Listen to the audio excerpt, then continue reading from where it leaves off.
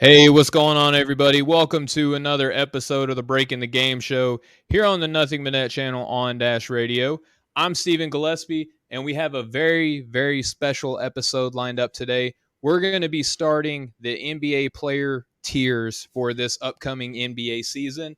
And for those who don't know, basically, this is where I evaluate all the players in the NBA, where I project them kind of to be come season in, and this is based on draft status. Yes, there will be rookies involved in this, but also what we've seen over the past several years on how they've performed in their current spot.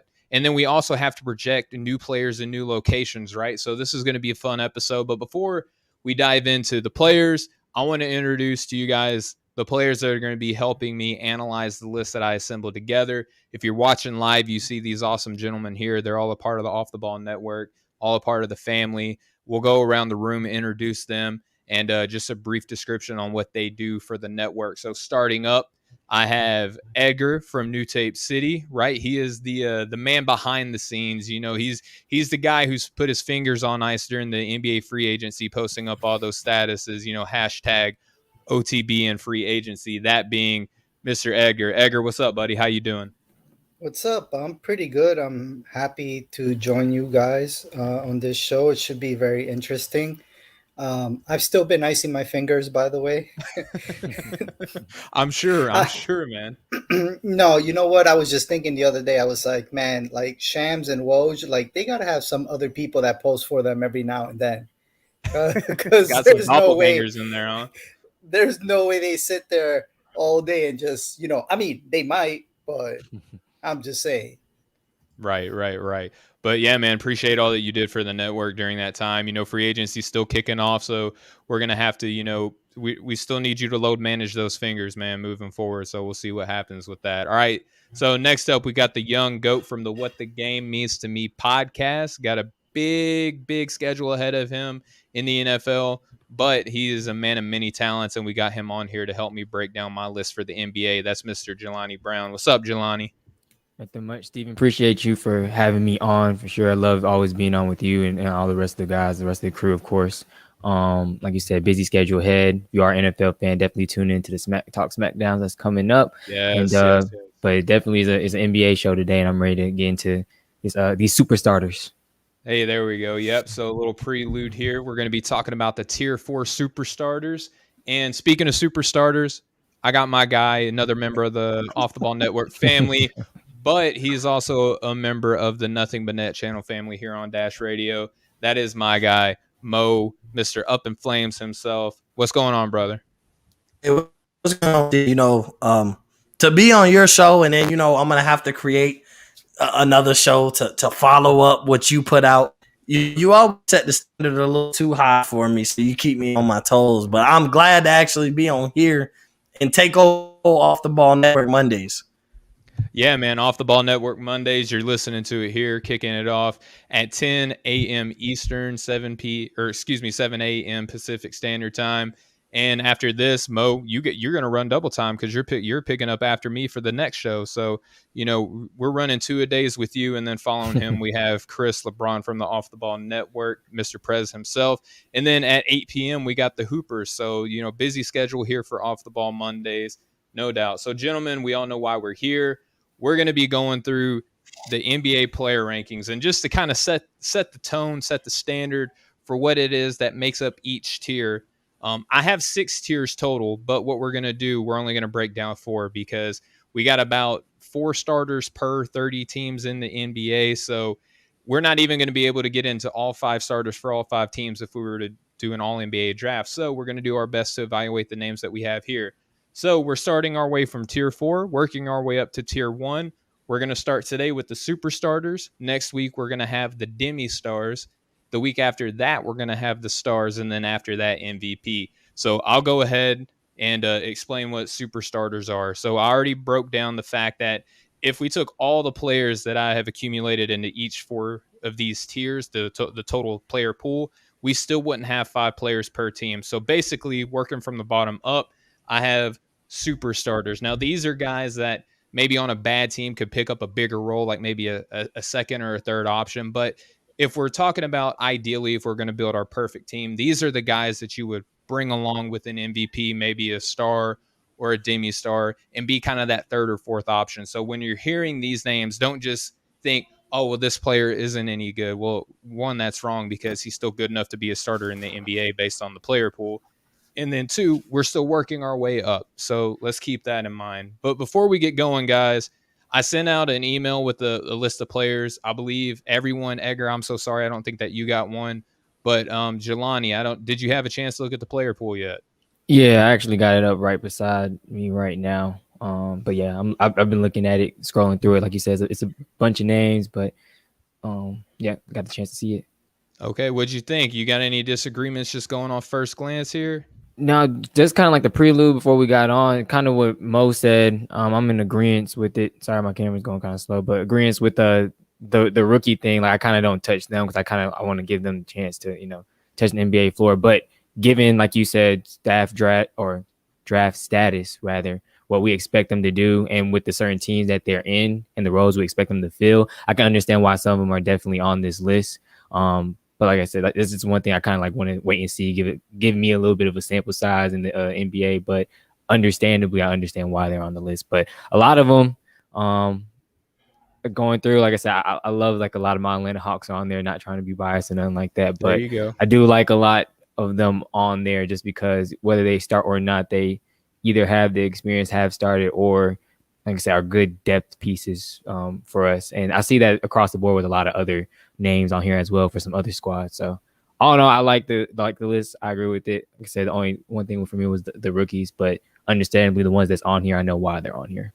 Well, yeah, just basically what you're saying is you're no fun because you don't like to guess which rookies are going to pop or not, right? So yeah, I ain't trying to. I guess I don't like to throw out what you call it, the statements and then kind of get backlash for a little later. I guess I'm not one of those type, like you said, I'm not the fun guy. No, it's all good. I'm Mr. Fun Guy. Ha ha ha ha ha ha. So all right. We'll carry on smartly from here. So Mo, are you good? I see you laughing over there. You good, bro? Nah, yeah, y'all good, bro. It's just the fact that the fun guy reference to the guy who I can't ultimately stand. I'm not the big Kawhi Leonard fan. On the court, I respect, but that's a topic for another day. I'm not the biggest Kawhi Leonard fan. But as far as your list goes, I went through the names. I'm kind of like Jelani in a sense, and Steven, we've had these conversations about just putting rookies there. But I get, I had to ask the question, well, what is the requirement for you to even have a rookie on this list? So with the projection, I don't disagree with a single player you put on the list. People will be able to hear and see, what rookies you put there. But I don't disagree with it. I just wanted to hear your requirement. Because like I said, it's not that I don't like to project what rookies do. The only thing is I don't like to hold a lot of weight in guys who haven't stepped on the NBA floor or vice versa. I kind of stayed away from that even in the NFL side of things. It's just before guys actually step on the court or on the field, I don't like to dive into too much projection. We do a lot of that in the draft. To see where they should go, player rankings, big boards, vice versa. But I don't like to necessarily compare them to NBA players for the one word that we do have in the NBA, and that's called bust. There are some people in this draft that are ultimately not going to reach expectations. I don't really see one, but I'm just saying it's going to happen. Somebody's not going to reach expectations. So that's the only reason I stay away from the rookies. But other than that, I mean, pretty much for your list, I agree. And the one name that we'll get into that I love is Miles Bridges. Like, that's just the one name that's going to pop out that I love. Excellent. All right. Well, so Edgar, I didn't get a chance to send you the list. We had kind of scheduling stuff come up, but what I'm going to do, I'm going to set you up here first. So I'm going to go through a list of about maybe say 20 to 25 players. And just if you can, just provide what you think about where I have them as far as being tier 4 players here. All right. So I'm looking through my list here. We're going to go all the way down. We'll just break it up in groups of 20.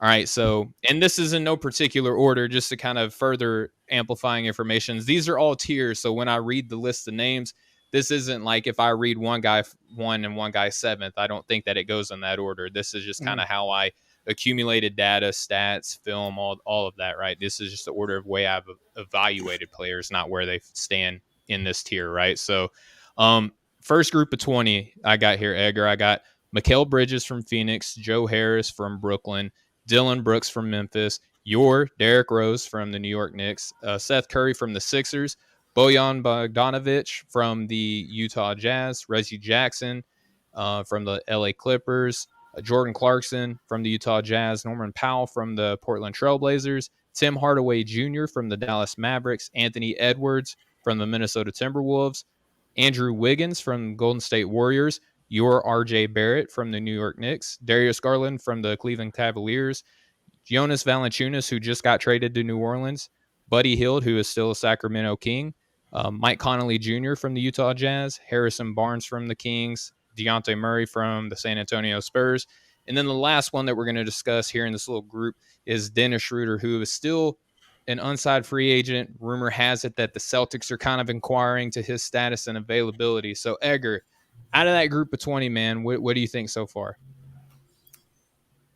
I pretty much like that group. I don't really disagree. I mean, you could put them in any order you want, really, but I do like that group. I see guys that could definitely help out any team, a playoff team, and can be starters to like role bench players. And you have your guys that can also be like more than that. Like you have, I think you would have like all-star potential type of guys. Like one name that sticks out to me is Dylan Brooks. Mm-hmm. I I'm not gonna lie. I find him annoying to play against him. To play against him, right? Sure. Because he's that guy that never stops talking, and he's always like flexing after every play and all that. But when you watch him play, and he's not playing against your team, he's like a very like fun guy to watch. Like he plays hard, he hustles, he's a dog, and we saw what he did in the playoffs, right? So I think he has like another type of level to him if he was to be on another team, maybe by himself. Like I think he kind of has to defer to Ja a little bit. Sure. So that's one guy you could definitely keep an eye on. Okay, That excellent. Yeah, I like Brooks too, and he had a good season because they had a lot of injuries, and he had to kind of fill in for some of those guys and step into the starting rotation quite a bit. So, Jelani, just out of that first 20, brother, what did you think of that first group? Same thing like Edgar said. I agree a lot, especially with what we've seen so far with some of these guys in the NBA. Like I said, there's no rookies in this particular set of 20. So like with the sample size that we have seen, I understand and see why they're in the super starters bracket. Like Edgar also said, there's a few guys that possibly can get moved up to that tier 3, tier 2, depending on how next year goes, maybe 2 years, just the trajectory of certain teams that they are on, like names such as RJ Barrett. I'm sure Edgar's loves to hear that. I'm sure he can jump to maybe one of those next 2 tiers because within the first 2 seasons we've seen him get better in pretty much every statistical category. He's gotten better from 3.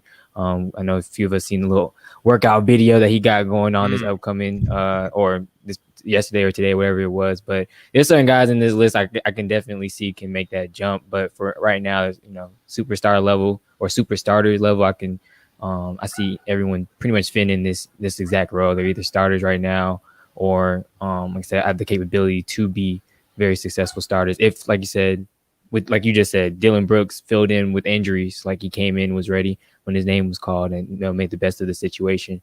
And like Edgar also said, had a really good playoff. So a lot of these guys, these first 20, I can definitely see them being super starters and feel like they deserve this tier ranking.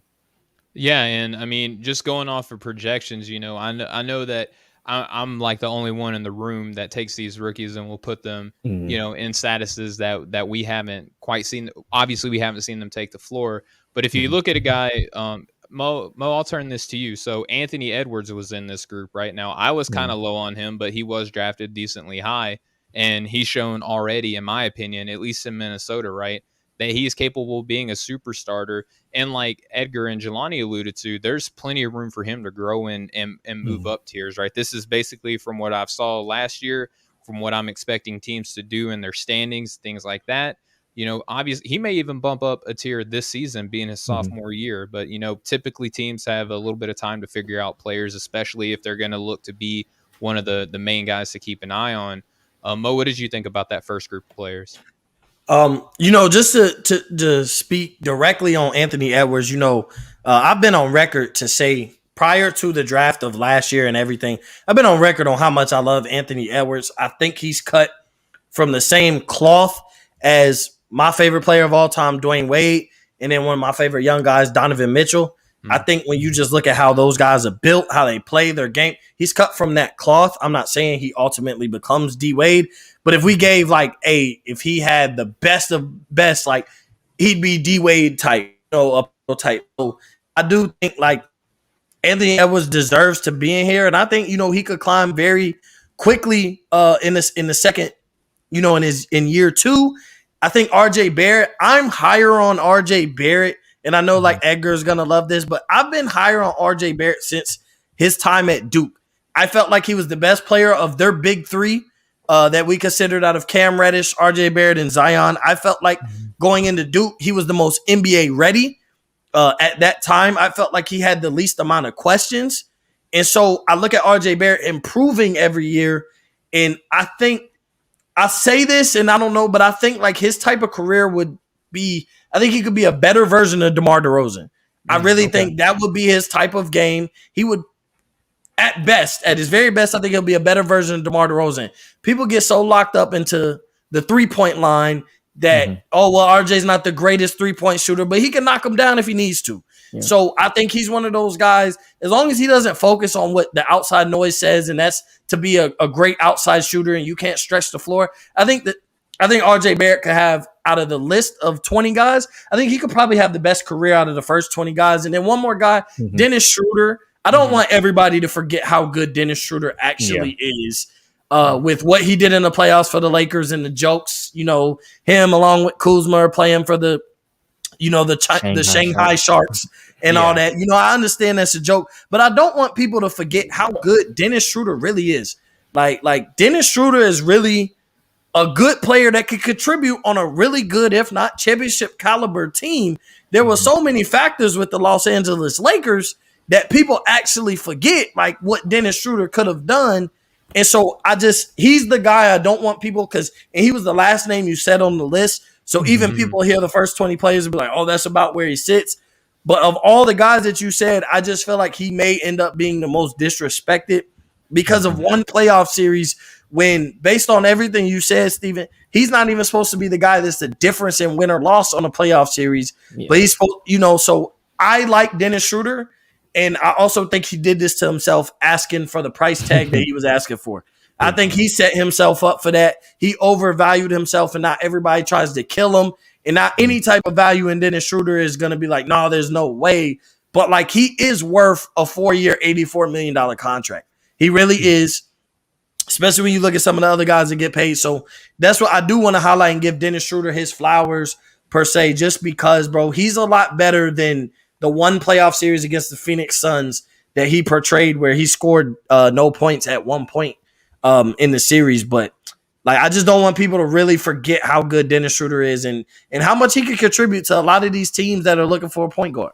Yeah. Yeah. And again, this is super starters, right? So even though he may think that he's kind of in that probably the demi-star to star tier that I have on here, that doesn't mean that because he overvalues himself that he is also not productive on the floor. And I think that, Mo, I think that's what you're alluding to, right? Even though he looks at himself, and look, most of these athletes, even if they're not going to say it on the mic or in an interview or a press conference or what have you, they think that they're the best at what they do. You kind of have to think like that in order to make it to this level, and we've befriended a number of, kind of former D1 athletes and, overseas stars, through our podcasting and through our networking. And these guys are great athletes as well. And that just kind of lets you know that to get to that next level, you just got to be that much more basically insane. In the nicest way, I mean that. You have to be a freak of nature to be the 1% of all basketball players in the NBA, right? And even the superstars, if you're looking, this is, again, the total player pool involved so far averages out to less than 5 starters per team. So of all the players that I've used, we don't have enough to fill up, 30 rosters starting 5. That's how slim pickings it is right now, even to be in tier 4. So that's saying something. All right, so kind of moving forward, I have the graphic here that I've generated, and I've had to break this up into 3 groups again because this entire tier consists of 71 players, and what we're going to do now is we'll proceed from 21 to 40 here. So Edgar, I'll turn it over to you. I'm going to read these lists of names and kind of get your input on this group of players. So picking up, we have Gary Trent Jr., Tyler Hero, Kobe White, Kendrick Nunn, Rashawn Holmes, Lauri Markkanen, Duncan Robinson, Tyrese Halliburton, Kyle Kuzma, Jarrett Allen, Keldon Johnson, Miles Bridges, Steven Adams, Brooke Lopez, Sadiq Bey, Joe Ingles, Kevin Huerter, Davis Bertans, Jay Crowder, and then we'll stop here at Draymond Green. So even at the guy that I stopped at here, Edgar, this is a polarizing guy in Draymond Green. At his peak, you could probably argue that he's in that demi-star to star range, right? But we've seen, he's getting closer to 30 now. He's had to fill a bigger role with Klay Thompson being hurt for consecutive seasons, and Kevin Durant has since departed this awesome Golden State team. Draymond Green still has value, in my opinion. Edgar, what do you think? Yeah, absolutely. He does have value. I mean, if you've been watching the Olympics, he hasn't been playing bad for Team USA. He's actually helped them in quite some in some of the games. And I really think that people do still take Draymond for granted. I think he's like the big engine usually that gets Golden State going. I mean, I know they have Steph and I know they have Klay who hasn't been playing, but Draymond is really that engine, that Swiss Army knife type of guy that like any winning team really needs. And he gets them going on most nights. I mean, he rebounds, he scores, he passes, he sets really good screens. I mean, that's one part of his game that's very underrated for a big man of his size. He's not that tall, but he is strong and bulky in a good way. So he sets some really tough screens that usually gets Steph open and Klay open when he was healthy and things like that. I mean, you could arguably say that he could even maybe move up a little bit on in terms of tier, regardless of his age. I mean, I know, like you said, I know he's getting a little older, but I still think he's very good at what he does. Yeah, and I won't argue the fact that he's very good at what he does too, and he has a unique skill set. He's not this floor spacing shooting for, but he's floor spacing in the aspect that you can put him at the top of the key and he can quarterback an offense, while Steph and hopefully what we'll see from Klay Thompson moving forward is running around about 6 screens per play and finding and hitting the open guy in the position where they can take advantage of the lackadaisical defense. All right, so Jelani, out of that group of 20 that I just broke down, what names kind of stick out to you? Is there maybe a guy who's a little bit further down on his depth chart that you think I might be projecting, or is there a guy who's kind of fallen out of favor, so to speak, with how he might have used to been perceived? Or what do you make of this group of players here for the super starters? You're muted, buddy. Appreciate it. My fault. No, you're good. I was gonna say the one guy I've been thinking about. And I'll defer it to Mo, honestly, because he's a Heat fan. Kendrick Nunn, because I like Kendrick Nunn's game, but I know there's many times, and unfortunately not all to his fault. I know he got injured and everything. Was it last year? Not last year, but 2 years ago in the bubble. Kind of fell out the rotation. And I don't know how he did this past year, but I do know I don't think he was always in the rotation as well with Dragic being healthy. Yeah, I was like Dragic being healthy, yeah. Tyler Hero trying to force him to be a facilitator as well. Just certain guys that they would kind of throw in before him. So that just because I like him, I like his game, because when he's played the games I've seen him, play in, and the big games that he has played in, he's stepped up and done really, really well for them. But I know there's a lot of times that he's fallen out of the rotation, hasn't had the greatest of games. Just certain things that I guess, may have had him fall down on his, the personal depth chart in Miami. So out of all the other names, I agree with. I fully feel like they should be there, but that's the one name I just been looking at the whole time and just kind of questioning. Like, I feel like he does have opportunity with LA if he is able to find a role with them this upcoming year to kind of solidify, this super starter spot for me and I mean, maybe for other people as well if they do have questions about it. But right now I'm kind of just a little contemplating on it. And like I said, I probably would defer to Mo because maybe he knows a little bit more than I do on this one. But everybody else, I agree with why they're there. All right, so Mo, I'll turn this over to you, man. But I want to say Kendrick Nunn, I think, is kind of fallen victim a little bit to the team that he's on, right? Because, you know, they've had Goran Dragic, you know, they have Tyler Hero, who they tried running at the point guard position a lot this year. Obviously, Jimmy Butler is kind of the main ball handler. He's a high usage rate player. We've seen his assists rack up, so you know that he's, you know, taking on a lot more playmaking responsibilities. Do you think that it's just kind of the system that he's in and just the amount of talent that they have on this roster, or do you think that maybe I have him a little too high here? So I don't disagree with Kendrick Nunn. Like you said, I kind of everything you said about Nunn, I pretty much agree with. I mean, since you had both Miami Heat players, obviously Nunn is no longer a Miami Heat player. He plays for the Lakers. But even with Tyler Hero, like I'm not fully out on Tyler Hero. I think he fell victim to being really good early in the right moments. Because if you actually look at Tyler Hero's numbers, he wasn't as good as everybody else per se, but he was that good in the right moments. Yeah. Deep into the playoffs, he had a breakout game here. All eyes are on them. So that's what Tyler, and then he comes back year 2, minimal, you know, time to put in that extra work, hardly any offseason. And he spoke about it and was like, you know, it's not an excuse, but it's realistic that, like, you know, he had battled with COVID. The whole team battled with COVID. They didn't have a solid offseason to really get better and put that work in. They come from playing in the finals to ultimately going, you know, to week 1 of the regular season. So that's where I look at Tyler Hero, and I like that he's going to have an adequate offseason to really improve. And I think he'll pop. I really do. Maybe it's the bias in me in Miami and hoping that he pops, but I think he'll pop, and he'll rightfully, any doubters, he'll rightfully deserve this spot, you know, in the super starters, because like you said, this is a guy who could be the 4th, or depending on how deep your team is, really could be round out the 5th as your starter. And I mean, there's even some guys who are 6-man material, but on most other teams, you know, would be starters, and key contributors as starters. So that's another thing you got to look at. I think Tyler Hero's role, I think he'll be the most effective as a 6-man, but it's not because he can't start on most other teams. I just think the way he plays the game and the way Miami wants to use him, I think a 6-man role would be a lot better for him. And I think he has some aspects to his game where he really could turn out to be a walking bucket. I mean, the man is what, 20, 21 years old, going into year 3.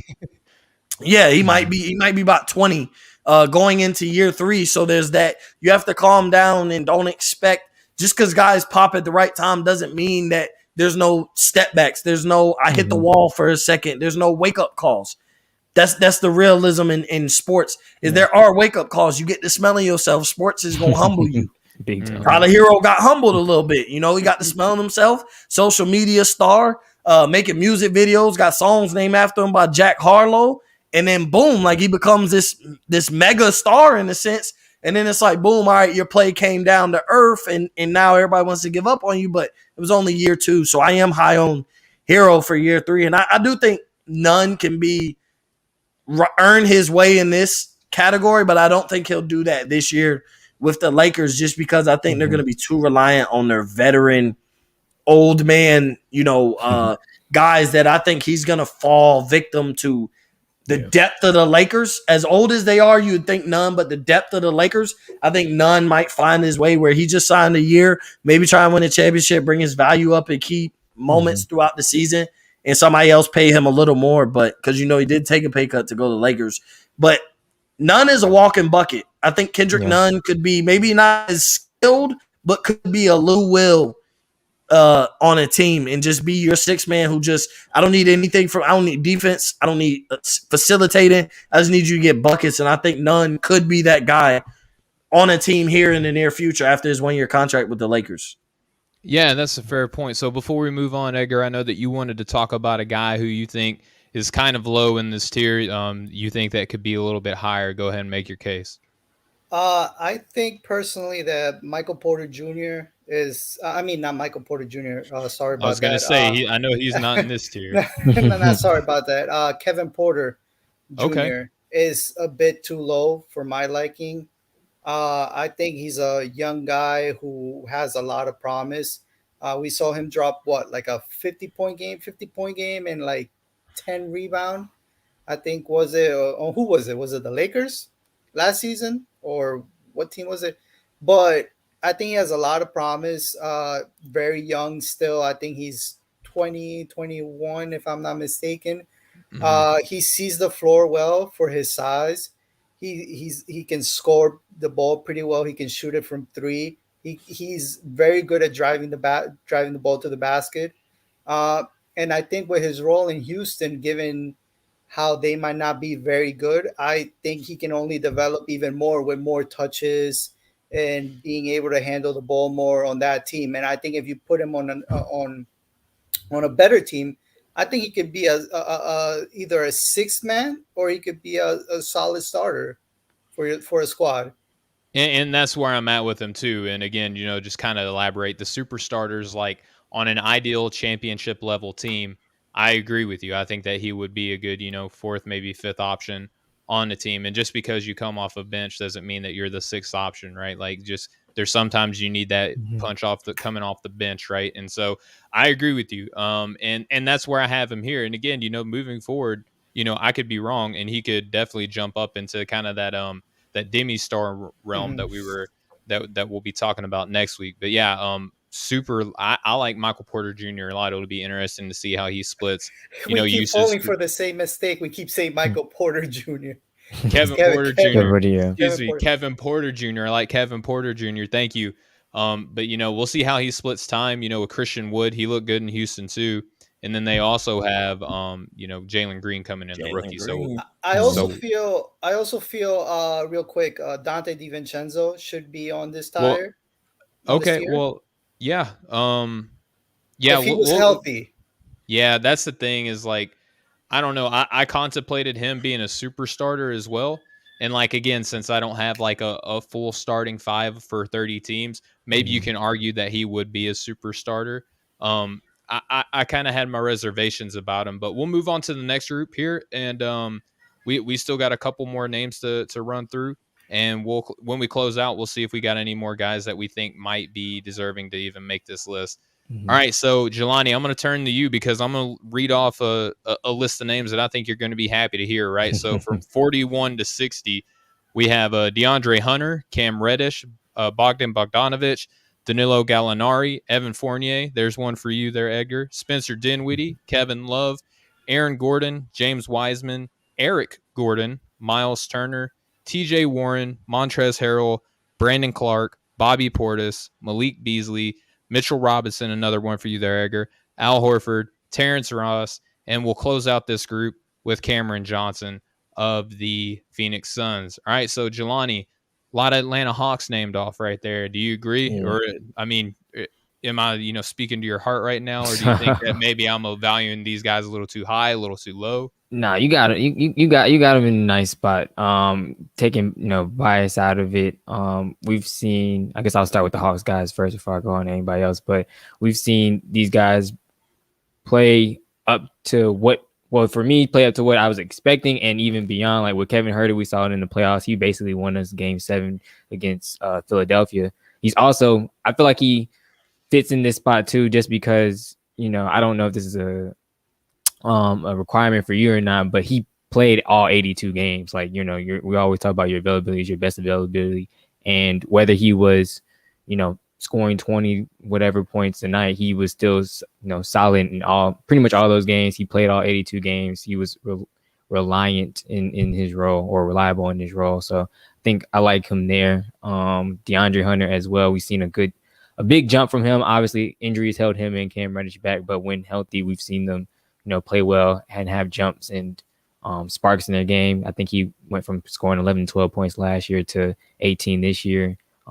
Increased, I believe, his rebounding as well, and he can guard 1 through 4. So a lot of promise. I like them in these spots because when they are, starting and playing, they show a lot of promise. They show that they are capable and reliable guys. Even with Bogey, he's we call him the young old guy or the old young guy because he's like Yep.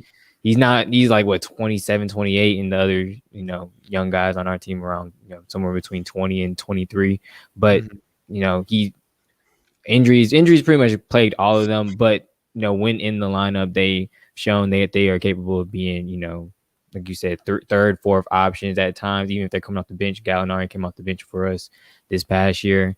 Definitely gave us scoring bunches and scoring relief when we needed it from Trey and everybody else. So I like all the guys here right now, especially the sample size that's given. Like I said, for me right now, how I'm looking at the list, I'm kind of trying to keep in mind the past 2 years with literally everyone if they have been playing in the NBA the last 2 years, and just kind of like the roles and what they've done for those respective squads. And this year, I think they all kind of fit in that role. I know some people might be a little bit iffy on maybe Cam Reddish just because he was pretty much hurt the entire year and then had a big last 2-3 games of a playoff. But I'm still big on him.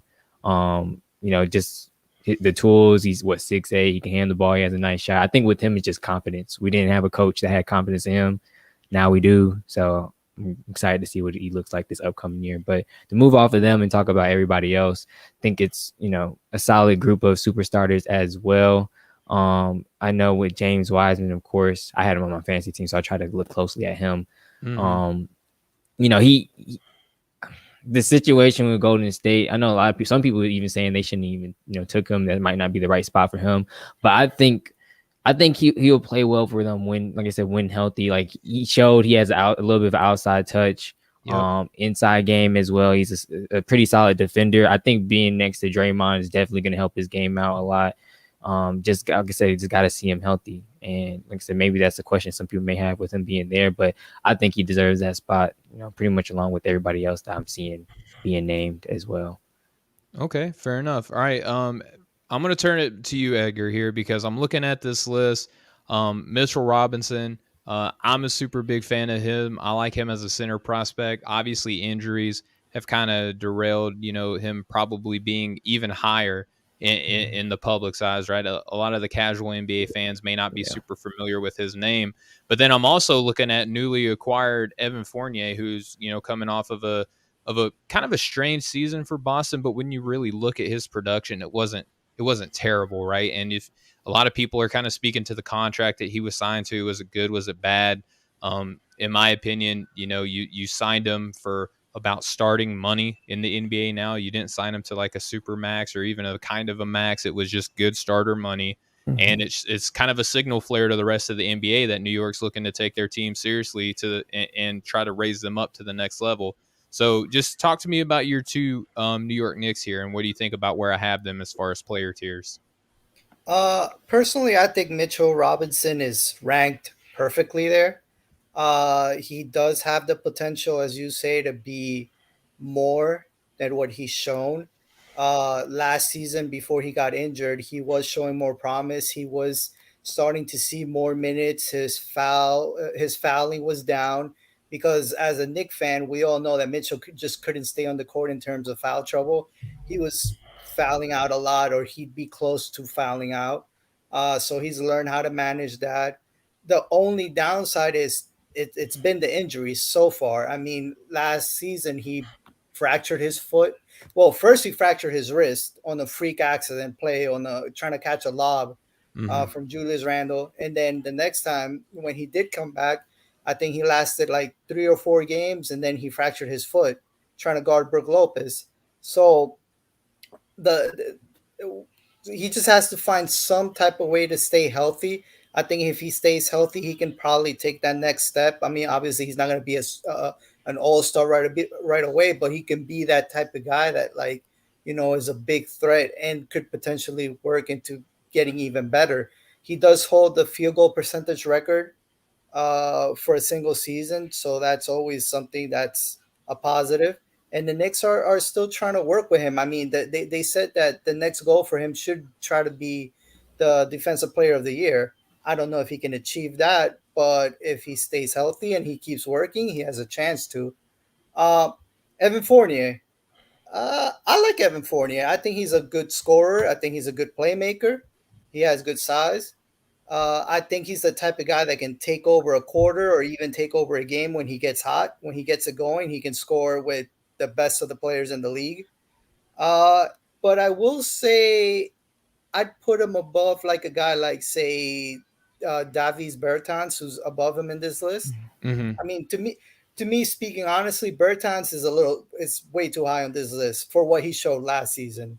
He Well, was, if I may, just real quick. So again, Edgar, these are tiers. Like in the order that I'm reading them off, it isn't where I think that a player is better or worse than another. This is just the order of which I evaluated them. So the order that I'm reading them off isn't necessarily the order that I think they are individually. They're just grouped together in the same tier.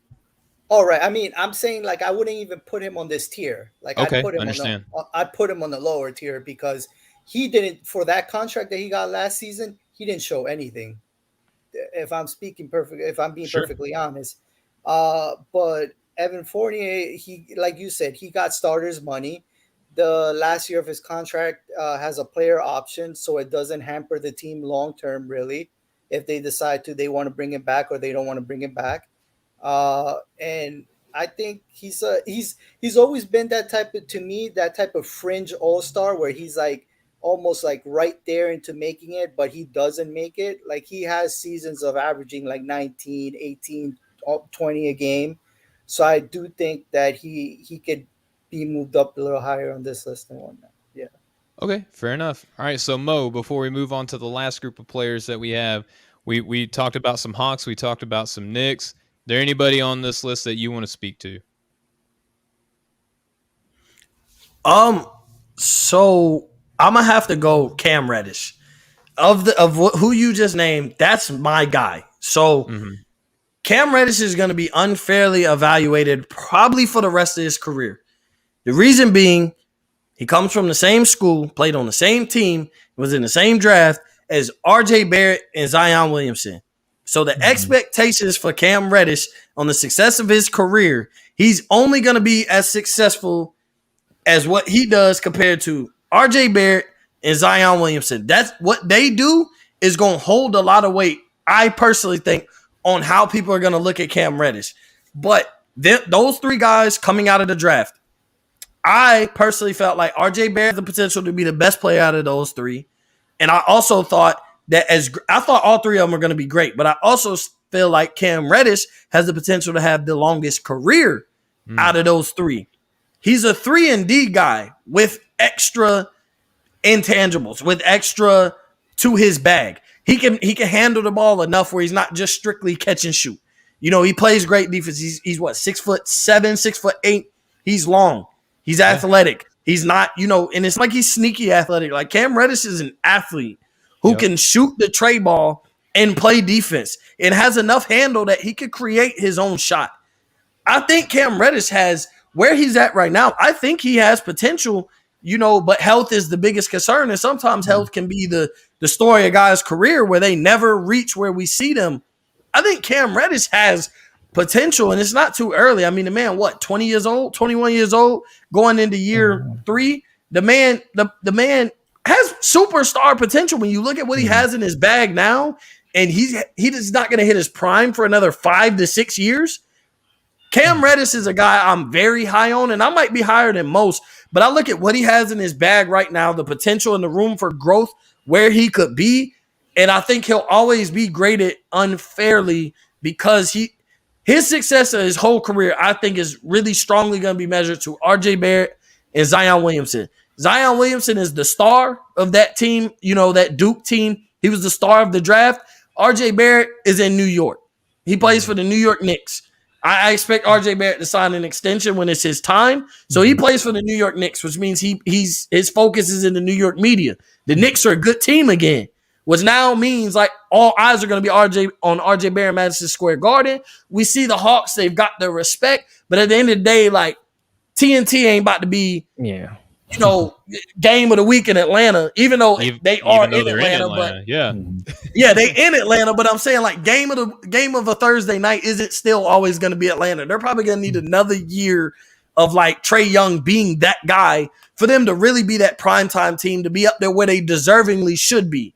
One of the top 3 to 4 teams as far as primetime goes in the Eastern Conference. So I do love Cam Reddish, and I think he deserves to be where he's at. But I think he has the potential to be a lot higher, and I'm sure most of us would agree. The only thing is, I think when people hear when they hear Cam Reddish's name, is his comparison probably for most of his career is going to be, well, look at what RJ Barrett has done up to this point, and look at what Zion has done up to this point. When it's all said and done, Cam Reddish might still be in the league long after RJ Barrett and Zion are gone, just for the simple fact, bro, he's a shooter and he plays defense. Those are the longest careers, and it's like proven outside of LeBron James. Those guys have the longest careers. Kyle Korver has played forever. JJ Redick's still in the league.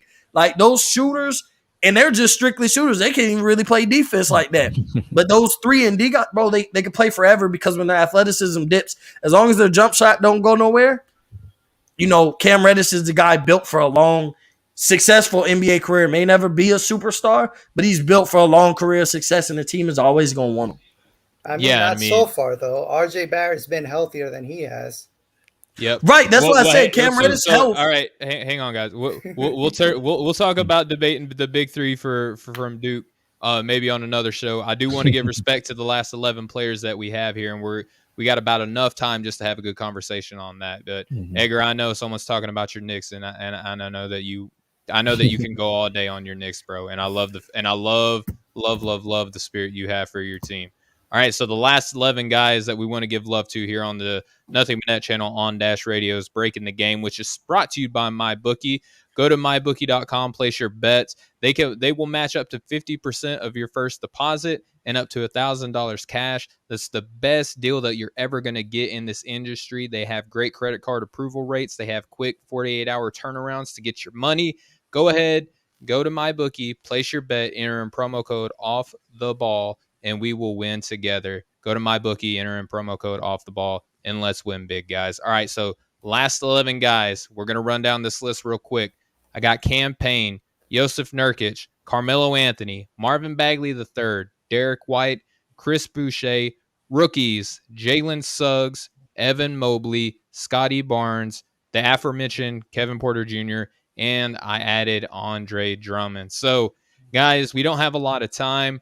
I want to talk about just a dude that was almost out of the league at one point, was on his way out. Portland gave him one last chance, basically, to save his NBA career, and now we see him signing with the Los Angeles Lakers, that being Carmelo Anthony. At one point, you might even put him in my Tier 1 MVPs category. He's had a long, successful carear. He was drafted the same season as LeBron James, and he's, I'm not going to spoil anything, but he's pretty high up here on the tiers as well. Not everybody's built like LeBron James, though, and Carmelo Anthony, based on, the time that he missed in the league, the role that he played in Portland, I still think, especially now that he signed on to LA, that he can still perform at a super starter status at this stage in his career. Edgar, what do you think? Because this was at one point New York Superman, like Carmelo Anthony kind of put New York back on the map, made them a respectable organization again after quite some time. What do you think about where I have Carmelo Anthony? I think he's about right where he should be. I mean, he is older. His game doesn't require that much athleticism anymore. He relies on the jump shot and the three-pointer and his post-up and spot-up game. But I think he's about right. I think he might end up starting for the Lakers. And I think he'll contribute. I think he can still give you like a solid, maybe around 13 to 15 points a game, maybe like 6-7 boards. He's already out of his prime. And like you said, not everybody is LeBron, because we've seen what happened to those guys who got drafted in the same class. Carmelo is really a role player. Dwayne Wade is retired. Chris Bosh is retired. Darko, you've never heard from him again. And LeBron is the only guy who's still playing at that MVP type of level when he's perfectly healthy. Mm-hmm. That's a testament of how freakish he is, like out of all those guys in that class. Mm-hmm. But I think Carmelo's rated right about where he should be. He's going to be a solid contributor. I think he's settled. He's also settled to a point in his career where, like, if they ask him to come off the bench, he'll come off the bench if it needs to be. and he doesn't have, like, we do know that years prior he kind of had a bit of an ego when it came to the bench role, but now I think he'll settle with that. And if they ask him to start, which I think they will, he's going to start and he's going to put up decent numbers. And he's right at that tier you have him at. All right, excellent stuff. So, Jelani, we're coming up against the back end of our show. Just give me a couple minutes, man, of where you think we have the legend Carmelo Anthony here. Yeah, I think Edgar pretty much put it in great perspective, obviously, and it's interesting to me. Like a few guys throughout this list, like whether they're in the spot they're in based off obviously like where they are in their career. In certain guys, like we may have had, like certain guys we just talked about. Mo just talked about Cam Reddish possibly moving up tiers, and there's certain guys in these tiers that we've seen that could have possibly moved up but haven't because just the game that they've played and just how like their careers just turned out. So I feel like obviously Carmelo Anthony in the superstar role tier I think is perfectly fine. Like Edgar just said, we know we're relying on him for offense. Some quick threes, post up games, mid range shot. Like he's still in the league because mainly what Mo just said, shooters stay in the league a little longer. Like yes, he has a little bit of athleticism to him, but he's a shooter, he's a scorer, and those type of guys can get minutes. And find themselves on teams. So I think this superstar role definitely fits him perfectly. I don't know if I have time to. I just want to shout out Cameron Payne. I love that he's on this list. Yeah. Like you just said, Carmelo Anthony was one guy they tried to, exile out the league a little soon. Cameron Payne was the same way. Everybody knew him as the hype man for Russell Westbrook. Then we saw him go to Chicago, kind of forgot about him, didn't know what happened. I think he went overseas for like a year or two, came back, found a spot with the Suns, and got himself a little bit of money as well after this year and this playoff run. So I think he also is a guy that well deserving of that superstar role, even being, their sixth man backing up Chris Paul.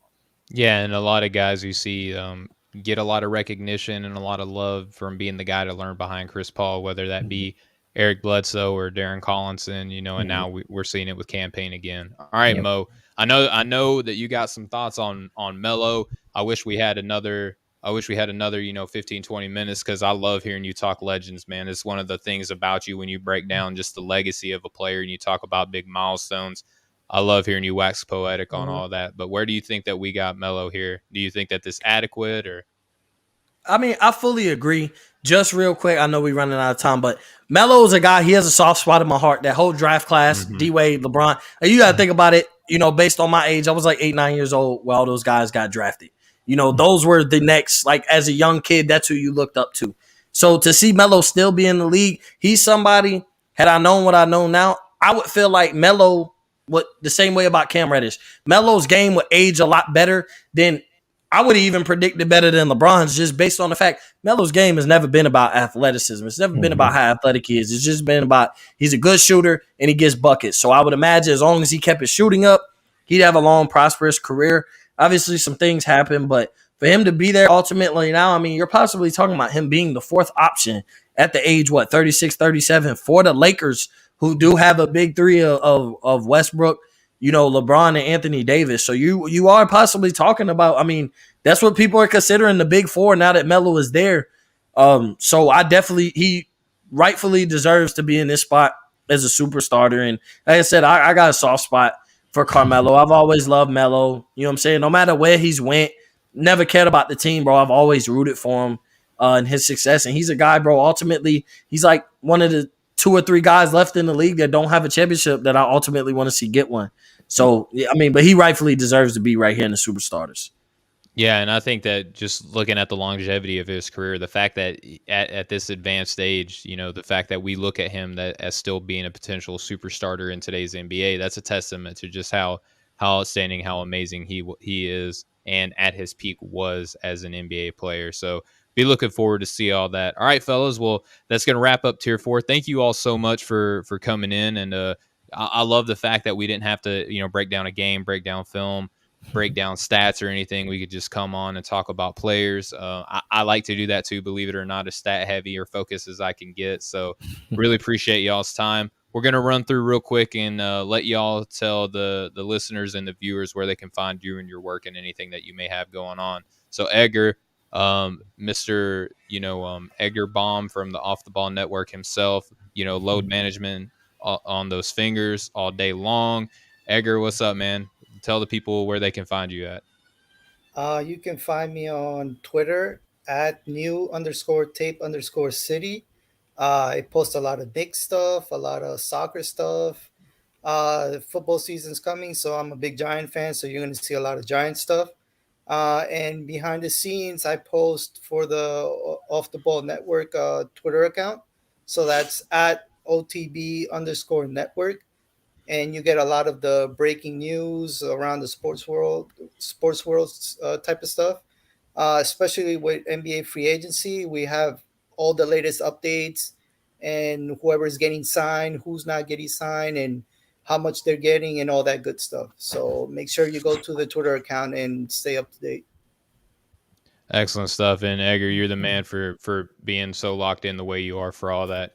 Jelani from the What the Thank you. Game Means to Me podcast. Dude, absolutely, Edgar. No doubt, man. Much love, brother. Jelani from the What the Game Means to Me podcast. What's up, man? Let the people know where they can find you at. Yes, sir. Thank you for having me on. Always a pleasure to be on with you guys. You can find me right there, WTG MTM podcast. It's the podcast Twitter page. Me personally, G the First. Same thing. I kind of bounce back and forth. Posting sports news and obviously our updates and shows as well. Like I said earlier, doing the NFL Smack Talk Smackdown. So if you are an NFL fan, we just did the NFC 2 days ago. It was fun. Mo was on, kind of gave his 2 cents or whatever. So had Giants fan bars as well. Shout out Off the Ball Network. He did his thing. More likely he's gonna advance, but again, that's where you can find me. And just looking forward to hopefully being on some more of these tier shows with you, Steven. Yeah, man. Absolutely love to how you appreciate and Edgar, you too, man. The insight that you guys provided, especially to the teams that you love. I look to y'all for the breakdown and an analysis of those players. So, all right, Mo, Mr. VP himself, Mr. Upper Shelf, up in flames, Dallas Cowboys fanatic extraordinaire, Buckeyes, everything Buckeyes. Let the people know where they can find you at, brother. Yeah, you can find me at Up in Flames Pod on Twitter, Instagram. Obviously, if you're listening to this show, it's Monday, Off the Ball Network Monday. Continue to listen, and you'll be able to hear me at 11 a.m. Eastern. So a couple minutes right after the show ends, you'll be able to hear me. Continue to tune in, and then tune in at 12 to hear my guy Chris. And then make sure, if you're doing nothing in the evenings, you go listen to my guys, the Hoopers, at 7 or 8 p.m. Eastern. I forget what time, but something like that. I'll be on Central Time, so it's a little different for me. But yeah, and Steven, obviously, of course, I appreciate you for having me on, bro. It's always love when we be able, especially when we talk hoops. I value your opinion more than most. So, when I'm looking for something I'm stuck on, I always hit you up like, hey, bro, what are your thoughts? Before I give mine, I want to hear where you coming from. So, obviously, to break down these player tiers, bro, it's been great just to come on your show and ultimately talk hoops. Yeah, man, and much love and respect to everything that you're doing. Obviously another member of the Nothing But Net family here on Dash Radio. Much love and respect to what you're doing. And likewise to all three of you guys. We're always in the group chat. It wouldn't be an episode of Breaking the Game if I didn't plug the group chat here. Love the group chat, all the support and the dialogue that we give each other. You won't find anything like that anywhere else, and unfortunately, no one has access to see that. But it's live in there whenever we're in there. But as for myself, if you want to follow me, you can hit me up on Twitter at StevenBTG. If you want to follow the show's page in of itself, you can do that on Facebook, Instagram, or Twitter at BTG NBA Pod. Obviously, just keep listening and supporting to Off the Ball Network Mondays here on the Nothing But Net channel on Dash Radio. And tune into the podcast anywhere podcasts are available. Look up Breaking the Game, and we post up once a week, and we give you guys just nothing but great NBA contact. Shout out to the dog. All right, so for the Off the Ball Network, go to offtheballnetwork.com for all of your sports needs. Shout out to MyBookie. Again, go to their website, enter in promo code Off the Ball, and they'll hook you up with 50% of your first deposit and up to $1,000 cash. Shout out to my friends over at Manscaped. If you go get anything that you want from over there at checkout, enter in promo code BTG, which stands for Breaking the Game. That'll get you 20% off and free worldwide shipping. That'll let them know that I sent you, and since we're such good friends, I'll hook you up with a deal. You can look, feel great, and keep supporting the brand here. On behalf of all of my great guests, on behalf of the Nothing But Net channel on Dash Radio, on behalf of the Off the Ball Network, and the game of basketball in of itself. This has been the Breaking the Game show. Thank you all so much for tuning in. We'll catch up with y'all next time. Much love, everybody.